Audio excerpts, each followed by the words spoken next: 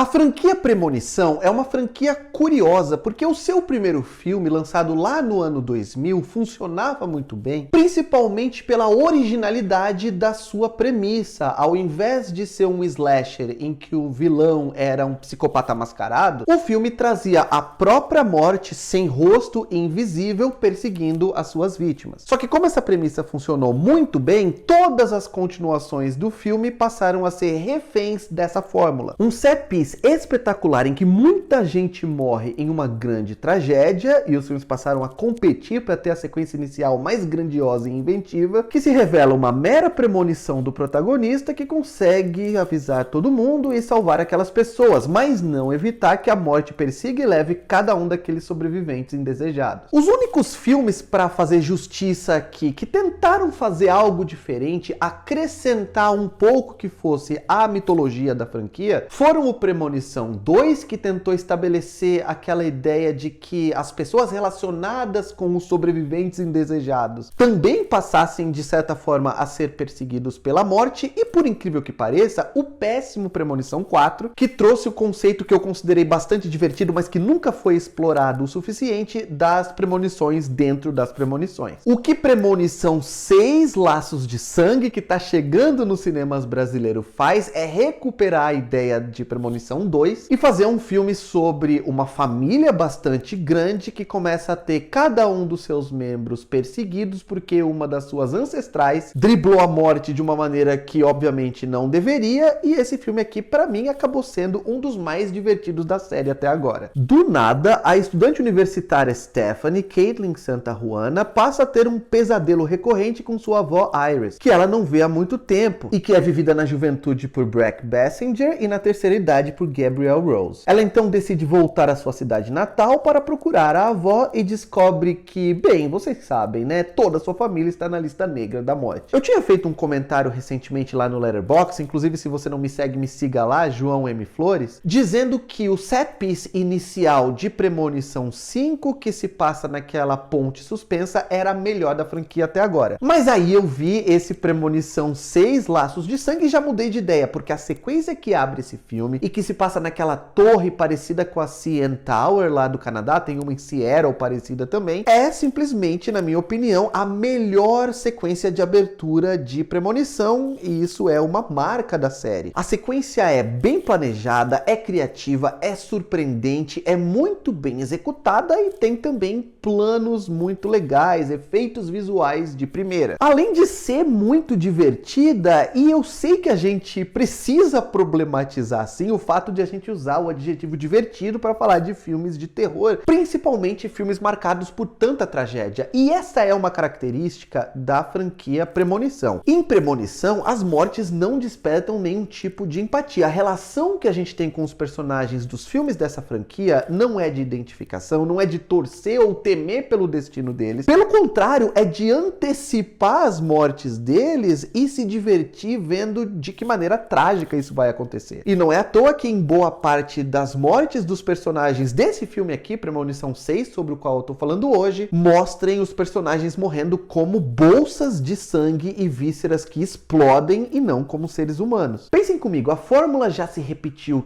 tantas vezes, a gente começa a ver um filme de premonição já sabendo exatamente o que vai acontecer em cada momento. Por exemplo, a gente sabe quem vai morrer, ou a gente tem poucas opções ali de quem vai ser o próximo, que nos resta antecipar essas mortes com bastante expectativa, querendo saber de que maneira criativa e de que maneira sádica isso vai acontecer. E se é isso que a franquia tem a oferecer, mortes que são muito criativas e bizarras, esse filme aqui oferece esse prazer culpado, se é que dá pra gente chamar assim, como nenhum outro. Tem várias sequências muito divertidas, tem a sequência do caminhão de lixo, ou então do trem desgovernado, ou a minha favorita, com exceção do set piece inicial da torre, que é aquela sequência na sala de ressonância magnética, que mostra também a estupidez dos personagens, porque se vários filmes de slasher tradicionais sempre trouxeram aqueles clichês que você já conhece, dos personagens que agem de maneira estúpida, que fogem pra dentro do armário, ou então no caso aqui de Premonição, que sabem que estão sendo perseguidos pela morte e se colocam em situações ainda mais arriscadas, facilitando facilitando o caminho para a morte, digamos assim, esse filme aqui eleva isso à milésima potência. Não adianta você ficar caçando probleminha, você ficar olhando para as incoerências, para os furos no roteiro. Por que a morte tentou matar aquele cara se ela já sabia que aquele cara não é filho daquela mulher, então ele não tá na linha sucessória, digamos assim, da lista negra da morte. Só que como a gente ainda não sabia disso, a morte engana a gente da mesma forma. Não adianta você ficar pensando nesses detalhes. Fora que ninguém espera uma linguagem particularmente sofisticada do sexto filme de uma franquia de terror iniciada 25 anos atrás.